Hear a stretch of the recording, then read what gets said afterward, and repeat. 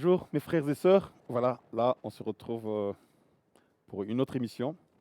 Et aujourd'hui, j'aimerais parler de l'imposition des mains. Imposition des mains. On voit aujourd'hui dans nos églises, on impose les mains à tout le monde. Quelqu'un qui veut voyager, on lui impose des mains. Qui cherche un époux, on lui impose des mains. Imposition de mains, tout le temps, tout le temps. Anniversaire d'un enfant, on impose des mains. Mariage, on impose des mains. Bon, pourquoi impose-t-on les mains aux gens?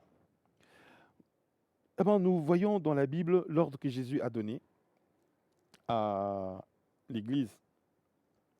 Dans Marc chapitre 16, versets 15 à 20, il est écrit ceci, c'est Jésus, juste avant de monter au ciel, après sa résurrection, il dit ceci. Puis il leur dit, c'est après la résurrection, dernière rencontre de Jésus avec les apôtres. Il leur parle. Puis il leur dit, allez par tout le monde et prêchez la bonne nouvelle à toute la création. Celui qui croira et qui sera baptisé sera sauvé, mais celui qui ne croira pas sera condamné. Il ajoute, voici les miracles qui accompagneront ceux qui auront cru. En mon nom, ils chasseront les démons. Ils parleront de nouvelles langues, ils saisiront des serpents. S'ils boivent quelques breuvages mortels, il ne leur fera point de mal. Ils imposeront les mains aux malades et les malades seront guéris. Le Seigneur, après leur avoir parlé, fut enlevé au ciel. Et il s'assit à la droite de Dieu. Ils s'en allèrent prêcher partout. Le Seigneur travaillait avec eux et confirmait la parole par les miracles qui l'accompagnaient.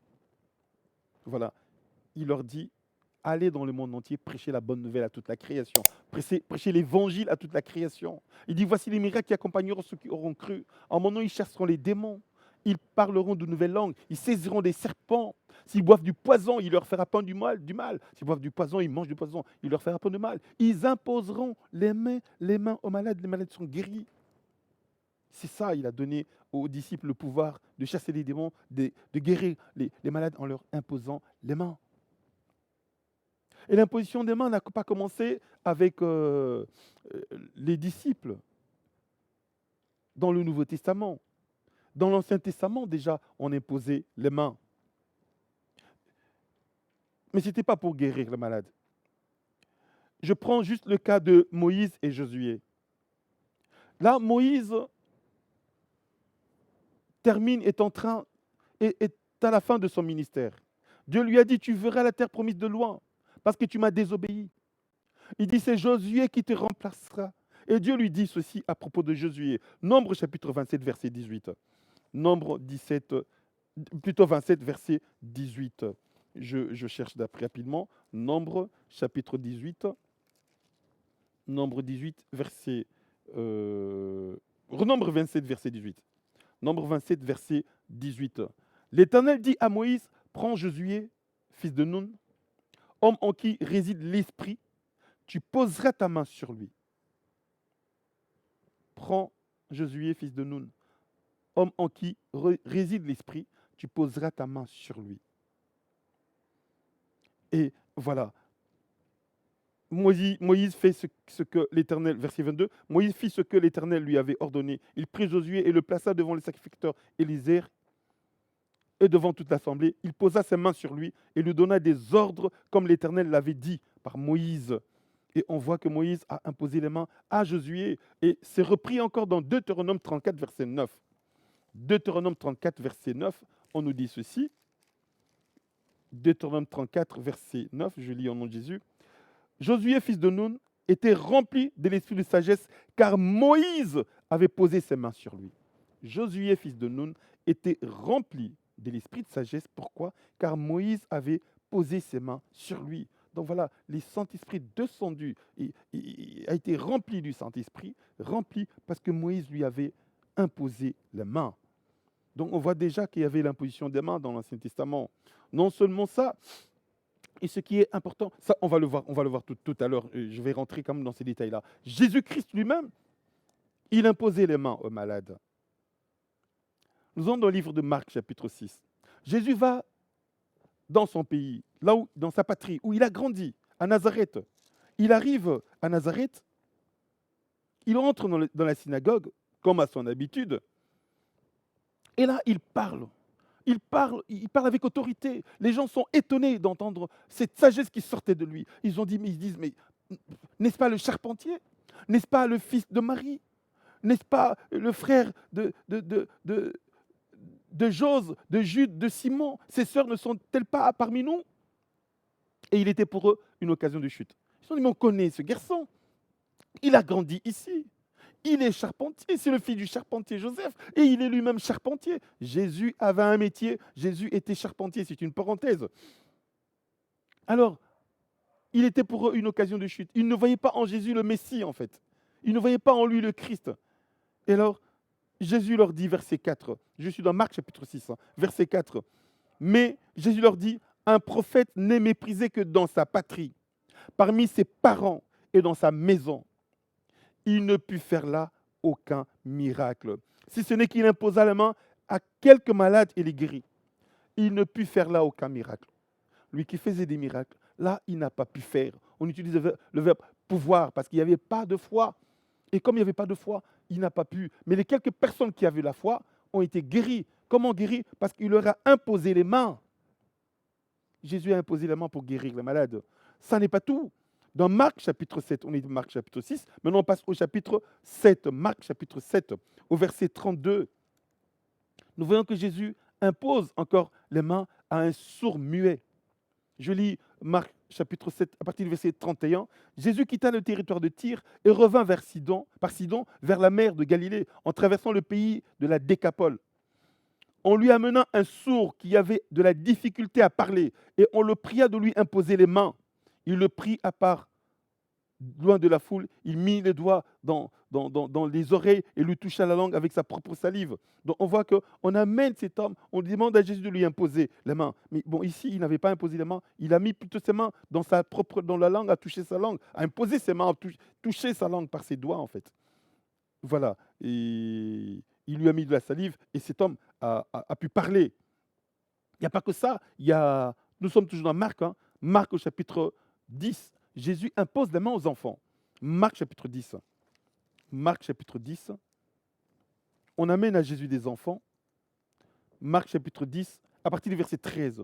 Je lis au nom de Jésus. On lui amena des petits enfants afin qu'il les touche.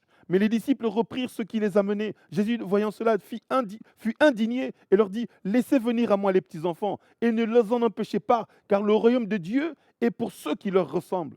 Je vous le dis en vérité, quiconque ne recevra pas le royaume de Dieu comme un petit enfant n'y entrera point. Puis il les prit dans ses bras et les bénit en leur imposant les mains. Donc on amène des enfants à Jésus pour qu'il leur impose les mains. Les disciples disent non, il ne faut pas déranger le maître. Il dit non, laissez-les venir, laissez venir à moi les petits enfants.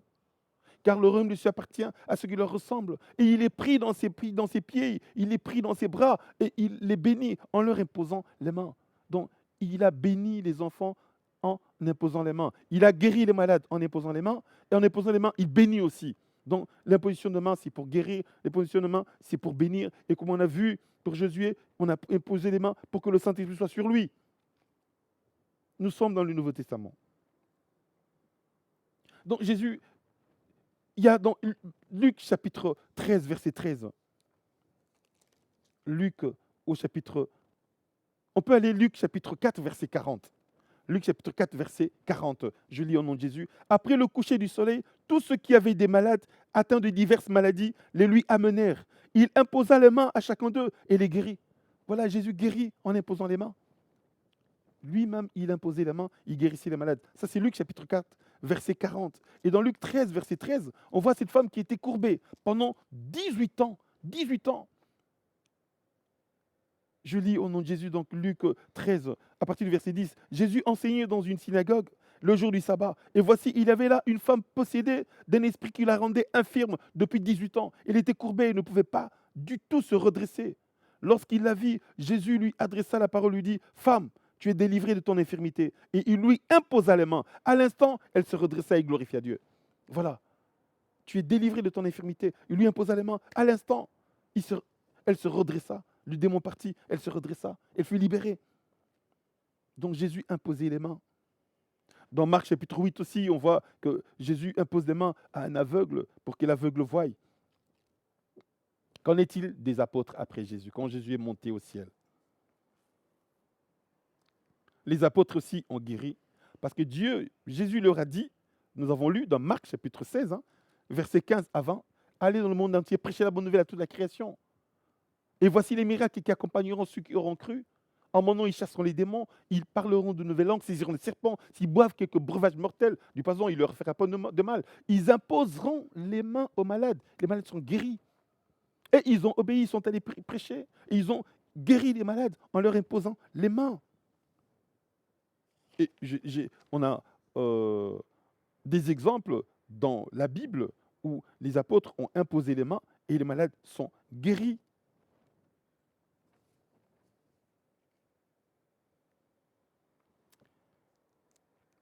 Alors, on imposait aussi les mains dans le Nouveau Testament pour transmettre la puissance du Saint-Esprit. Nous avons dans Actes chapitre 6, verset 6.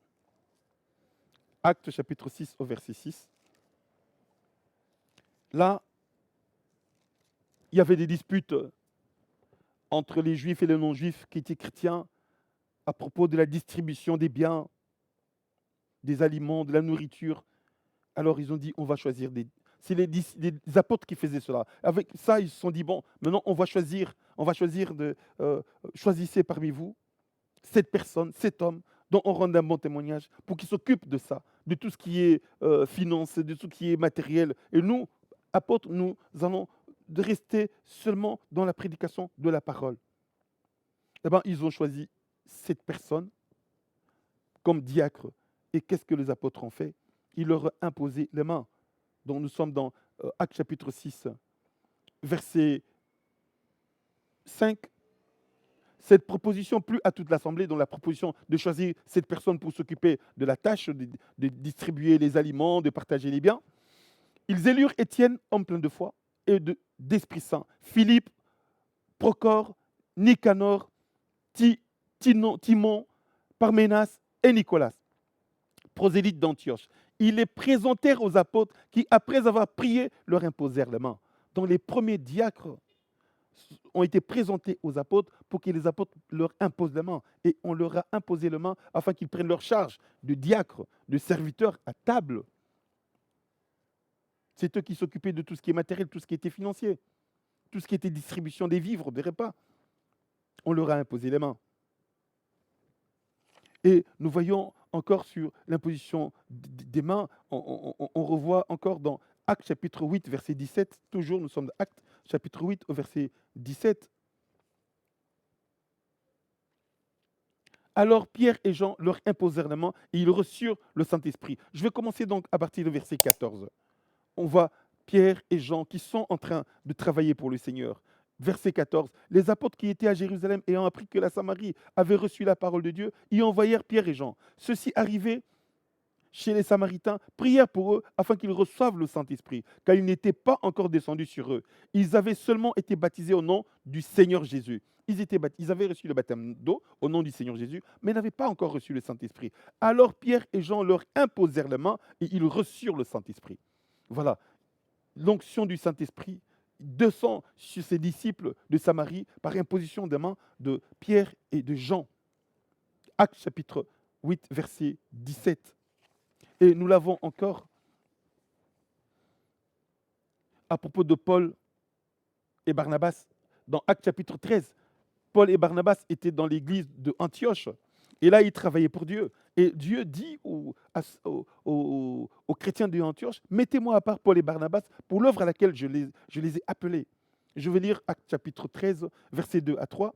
Pendant qu'ils servaient le Seigneur dans leur ministère et qu'ils jeûnaient, le Saint-Esprit dit, mettez-moi à part Barnabas et Saul pour l'œuvre à laquelle je les ai appelés. Alors, après avoir jeûné et prié, ils leur imposèrent les mains et ils les laissèrent partir. Voilà, ils devaient aller dans leur ministère. Dieu les avait appelés à travailler tous les deux ensemble, Paul et Barnabas. Et avant d'aller, l'Église leur a imposé les mains. Les anciens de l'Église leur ont imposé les mains. Voilà pourquoi on imposait les mains. Pour la guérison des malades, on imposait les mains aussi pour baptiser, que les gens soient baptisés du Saint-Esprit. On le voit encore dans Actes 19, versets 1 à 7. Il s'agit des disciples d'Apollos qui n'avaient pas encore reçu le Saint-Esprit. les a formés, mais ils n'avaient pas encore entendu même parler du Saint-Esprit. Donc je suis dans Actes chapitre 19, verset 1. Pendant qu'Apollos était à Corinthe, Paul, après avoir parcouru les hautes provinces de l'Asie, arriva à Éphèse. Ayant rencontré quelques disciples, il leur dit, avez-vous reçu le Saint-Esprit quand vous avez cru? Ils lui répondirent, nous n'avons même pas entendu dire qu'il y ait un Saint-Esprit. Il dit, de quel baptême avez-vous donc été baptisés? Ils répondirent, du baptême de Jean. Alors Paul dit, Jean a baptisé du baptême de repentance, disant au peuple de croire en celui qui venait après lui, c'est-à-dire en Jésus. Sur ces paroles, ils furent baptisés au nom du Seigneur Jésus. Lorsque Paul leur eut imposé les mains, le Saint-Esprit vint sur eux, et ils parlaient en langue et prophétisaient. Ils étaient en tout environ 12 hommes. On voit, voilà, ils avaient reçu le baptême de Jean-Baptiste, et Paul dit non, ça c'était le baptême de repentance. Et il les a baptisés au nom du Seigneur Jésus. Et alors, après, il leur a imposé les mains. Et là, le Saint-Esprit est venu sur eux. Et ils ont été baptisés du Saint-Esprit. Ils ont commencé à prier en langue. Voilà. Et alors, nous avons le cas de Timothée. On voit jusque-là, c'est juste pour que les gens reçoivent le baptême du Saint-Esprit, pour communiquer la puissance du Saint-Esprit aux frères et sœurs. C'est pourquoi on leur imposait les mains. On voit aussi que c'était pour guérir les malades. Et les malades étaient guéris par l'imposition des mains. C'est pourquoi nous, l'Église, nous continuons à imposer les mains pour que les gens soient guéris. Et les gens sont réellement guéris. Et je vais parler de Timothée. Dans 1 Timothée chapitre 4, verset 14, Paul fait des recommandations à Timothée. 1 Timothée chapitre 4, verset 14. Je vais rapidement. 1 Timothée 4, verset 14. Paul dit à Timothée, ne néglige pas le don qui est en toi et qui t'a été donné par prophétie avec l'imposition des mains de l'Assemblée des anciens. Ne néglige pas le don qui est en toi et qui t'a été donné par prophétie avec l'imposition des mains de l'Assemblée des anciens. Il a reçu des dons spirituels. Il y avait la prophétie, il y avait l'imposition des mains des anciens. Et Paul insiste encore à Timothée, dans 2 Timothée, chapitre 1, verset 16. Il lui rappelle cela.